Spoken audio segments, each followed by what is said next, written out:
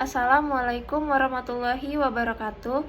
Perkenalkan, nama saya Mutia Marsela Rahman dengan NIM 062440111917. Di sini saya akan memaparkan materi yang sudah diberikan oleh Ibu dosen Dr. Insinyur Sri Reski Artini, Sarjana Teknik Magister Engineering, tentang jenis dan pengelolaan data GIS. Jenis data GIS. Data GIS itu dibagi menjadi dua, yaitu data spasial dan data non-spasial. Data spasial terdiri dari peta, citra, dan data koordinat. Dibagi menjadi dua, yaitu peta tematik dan peta topografi atau kontur. Yang kedua ada citra, yaitu foto udara dan citra satelit. Dan yang terakhir ada data koordinat, data GPS, data digital elevasi model atau DIM, dan data pengukuran terestris. Contoh data non-spasial adalah nama gedung, alamat, nomor induk bidang. Data spasial merupakan data yang mempunyai informasi tentang posisi objek di muka bumi yang dipresentasikan dengan nilai koordinat. Data spasial yang digunakan di GIS ada dua, yaitu data raster dan data vektor. Data raster adalah model data spasial yang mempunyai struktur data yang tersusun dalam bentuk matriks atau piksel dan menggunakan grid. Sedangkan data vektor adalah data yang menyajikan informasi, posisi poin, garis, dan poligon yang disimpan dalam bentuk koordinat X, Y.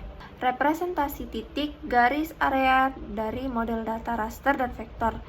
Model data raster adalah tingkat akurasinya sangat tergantung pada ukuran piksel atau bisa disebut dengan resolusi. Karakteristik data raster adalah setiap piksel atau sel mempunyai nilai. Contoh raster DIM. Pikselnya memiliki nilai ketinggian. Lokasi dalam setiap sel atau piksel didefinisikan dalam bentuk baris dan kolom, di mana di dalamnya terdapat informasi mengenai posisi.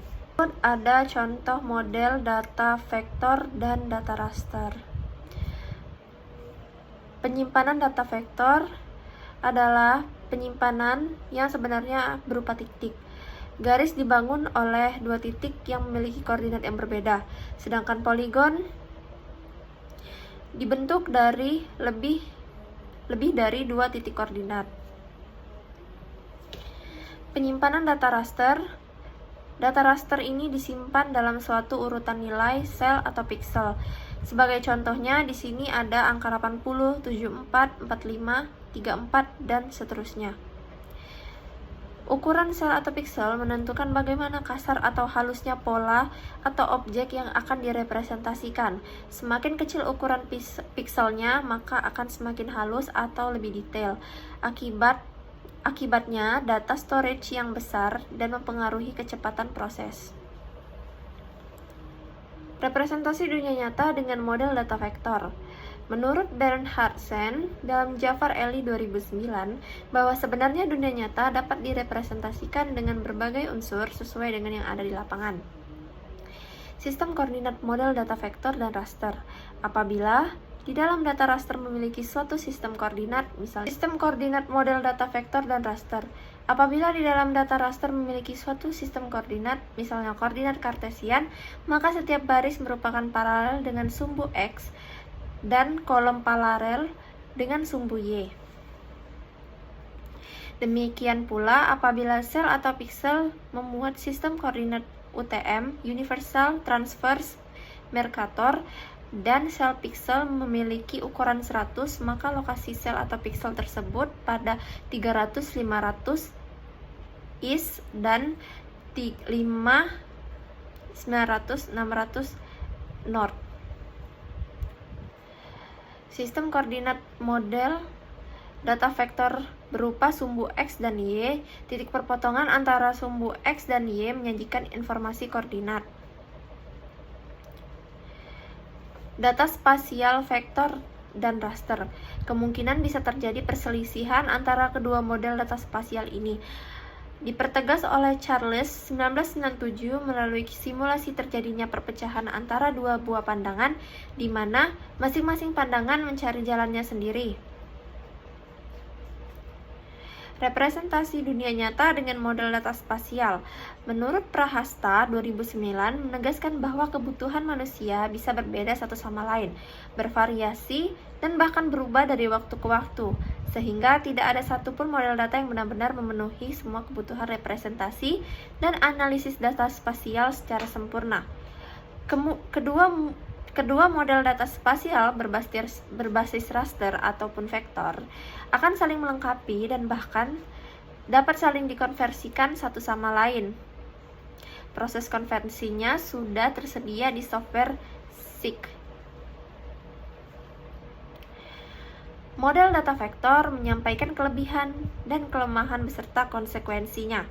Dipadukan atau dikombinasikan, rekomendasi bagi pengguna bisa mempresentasikan objek geografis, menyampaikan kelebihan dan kelemahan beserta konsekuensinya. Ini ada contoh gambar vektor ke raster, perubahan vektor ke raster. Kelebihan model data vektor. Yang pertama, data berbasis vektor memerlukan tempat penyimpanan yang lebih sedikit. Yang kedua, hubungan topologi dapat dilakukan dengan mudah.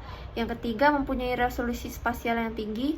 Yang keempat, representasi grafis data spasial dari model vektor sangat mirip dengan peta garis buatan manusia. Yang kelima, model data vektor memiliki batas-batas yang akurat, tegas, dan jelas. Yang keenam, transformasi koordinat dan proyeksi pada data model vektor tidak sulit dilakukan.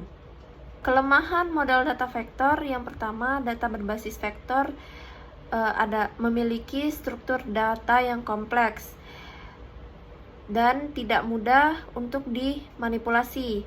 Pengguna tidak mudah berkreasi untuk membuat program sendiri. Proses ini mendapatkan data vektor harus melalui tahapan yang disebut proses digitasi. Dalam memproses dan mengelola data vektor diperlukan perangkat lunak. Proses overlay beberapa layer data vektor secara simultan memerlukan waktu yang cukup lama.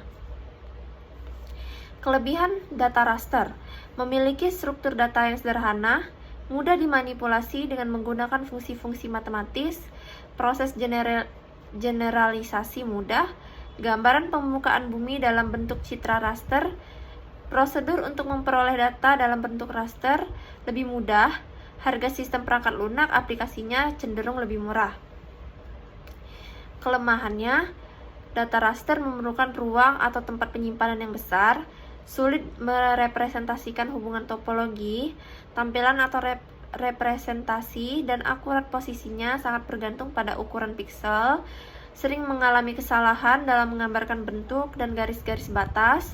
Metode untuk mendapatkan format data vektor melalui proses yang lama, cukup melelahkan, dan yang terakhir, transformasi koordinat dan proyeksi lebih sulit dilakukan. Pengolahan data GIS. 1. Perekaman data. 2. Pengolahan data. 3. Penyimpanan data. 4. Penyajian data.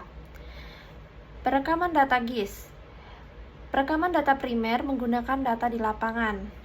Perekaman data raster meliputi penginderaan jauh atau foto udara. Kelebihannya bersifat konsisten, memiliki cakupan area yang luas. Kekurangannya, resolusi spasial yang terlalu besar, menyebabkan data tidak teliti dan kemungkinan ada data yang hilang. Perekaman data vektor meliputi ground surveying, misalnya pengukuran dengan TS, GPS, dan sebagainya. Dalam pengukuran tanah, sudut dan jarak dari titik yang diketahui digunakan untuk menentukan posisi titik. Perekaman data sekunder menggunakan data yang sudah ada. Kalau data raster itu menggunakan scanner, alasannya menggunakan scan pada data hard copy adalah sebagai berikut. Menjaga data agar tidak sobek. Tujuan peta analog, foto udara, dan citra di scan adalah untuk divektorisasi. Perekaman data vektor melibatkan proses digitasi secara on-screen. Dari pekerjaan digitasi ini, maka terjadi proses vektorisasi, yaitu proses mengkonversi data raster menjadi data vektor.